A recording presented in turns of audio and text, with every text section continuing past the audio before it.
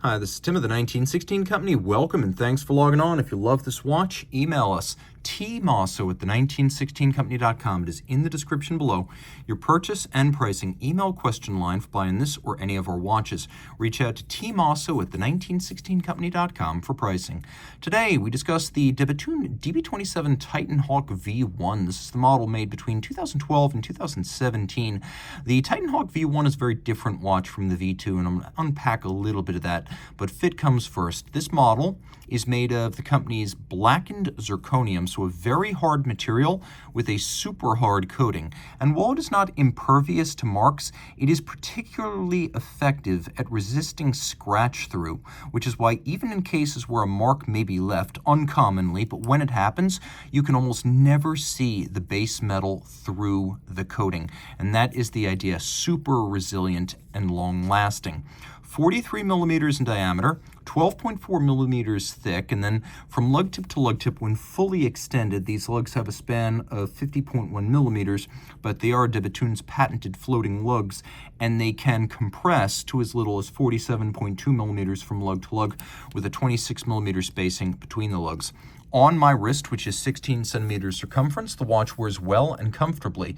Although it's large and stark, it's also very light. This is a light material. We have a large sapphire crystal, which is a light material. We have a strap of leather and textile, which is inherently light. So it's big and it's bold, but it fits well on a wrist as small as 14 centimeters circumference, and it's flat enough that it will actually fit underneath a sleeve. Strap is proprietary. You can see textile on the top, black with a monotone stitch, a folded edge. There's a leather gusset sewn in to resist gouging, and calfskin on the bottom. At Bethune, buckles always match cases, and so you can see here we have this open, airy, sort of prismatic and buttress-like buckle design. Open, airy, prismatic, and buttress-like lug design. You also have these little ogival torpedo tips on the end of the lugs. The last styling vestige of the original Bethune product of 2002, their first year, the DB1 chronograph, debuted these little tips. And while design has moved on, that little nod to the company's history has been pretty consistent through the years.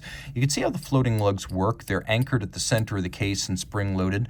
Here we have a double knurled unsigned crown, unsigned as a tribute to historic watches, which traditionally would not have had branded crowns. We have this double knurling to make it easy to grip and to prevent it from displacement against the lug should it come in contact. It's actually a screw-down crown, though the watch is still 30 meters water-resistant. At Bethune, cases, dials, and movements are all made in-house, so your watch is all Bethune. They also cut and polish these modified Breguet hands. And then you have a deltoid shape date indicator. It's a radial date. There is actually a quick set system for this date, so you can rapidly set the date if you wish to do so. The Titan Hawk V2, which came out in 2018, replaced the date indicator with a center running seconds hand. Now, the company has a signature engraving, which is microlight. You can see this very narrow concentric engraving. This is done on a lathe, and it is reductive, but it was chosen over something like a more traditional Breguet rosette guilloche, which would look out of place on a forward-looking watch like this. So microlight is often used on more forward-looking, one might say futuristic-looking Bethune watches. There is a toroidal track outboard featuring sectors for the minutes, numerals for the minutes, and then radially arrayed Roman numerals in silver on black, including a watchmaker's 4. When you flip it over, you can see the case back. The Titan Hawk, you're looking at a rotor that's made of titanium and tungsten, and then below that you've got a patented balance design with a silicon wheel and a white gold rim. This was the 2010 patent Bethune balance, and Denis has now patented at least 10. Denis Flageolet, the watchmaking lead and co-founder of Bethune, still at the helm today, is always replacing his balance wheel designs as he gains the ability to put more total mass in the rim, reduce the effect of temperature change on timing, and when possible, reduce the effect of aerodynamic drag on the balance. And this is, in my opinion, his most poetic balance design. We have here an unconventional version of the triple parachute shock protection that uses coil springs rather than conventional spring levers.